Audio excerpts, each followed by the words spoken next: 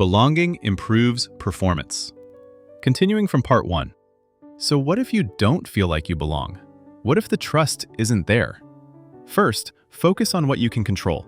You can't force other people to change, but you can be the kind of teammate you'd want to have. Sometimes being that person, consistently working hard, supporting others, staying positive, starts to shift the whole team culture. But be realistic about the timeline. Building trust and belonging doesn't happen overnight. It takes weeks and months of showing up, being consistent, proving you're committed. If you're new to a team, give it time. Don't expect to immediately feel like you're part of the inner circle. That connection builds gradually. Second, find at least one connection. You don't need to be tight with the whole team. Having 1 or 2 solid relationships can be enough to give you that sense of belonging and support. Third, consider whether there are genuine team culture problems that need addressing. There's a difference between "I'm new and it takes time to build relationships" and "this environment is toxic." If there's bullying, exclusion, consistently negative behavior, that's not okay. And that's something coaches need to know about. You're not being a snitch by bringing up real problems. You're helping create a better environment for everyone. Fourth, remember that some situations aren't fixable. If you've genuinely tried, if you've been the best teammate you can be, and the environment is still unhealthy or just not a good fit, it might be time to find a different team. That's not failure. That's recognizing that environment matters, and you deserve to be in a place where you can develop. Think back to what we talked about with parent roles and the support you need. The same principle applies to your team environment.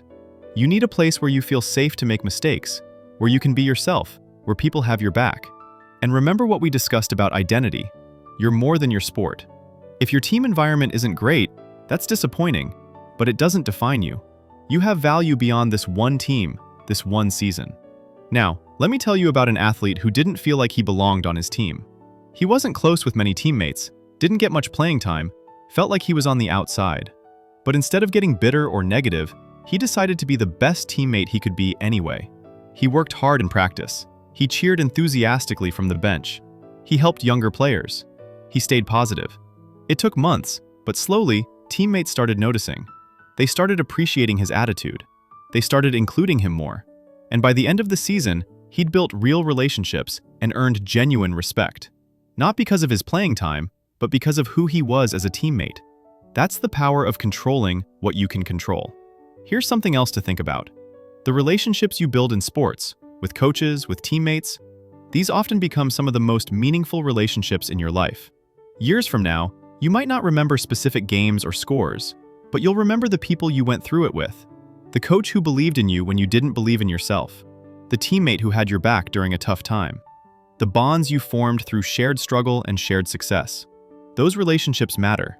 They're worth investing in. And the skills you're developing right now, learning to communicate, learning to be a good teammate, learning to work through conflicts, learning to build trust. These are life skills that will serve you in every environment you enter. School, work, friendships, family. So even if the team dynamics are challenging right now, you're learning something valuable. You're figuring out how to navigate relationships, how to be reliable, how to contribute to something bigger than yourself. That's real growth. As we move forward in this series, we're going to talk more about what success actually looks like at this stage.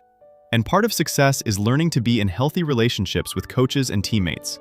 That's as important as any physical skill you're developing. So this week, notice. What's your actual experience with trust and belonging on your team? Where do you feel connected? Where do you feel disconnected? And think about, what can you control? How can you be the teammate who builds trust? What small actions could you take to strengthen your relationships? You don't have to transform everything overnight. Just notice, reflect, maybe take one small step, because belonging improves performance. And performance aside, belonging makes the journey more meaningful. Sports are better when you're doing them with people you trust, people you care about, people who care about you. Build those relationships, invest in them. They're worth it. And remember, train the mind, trust the process. Win from within.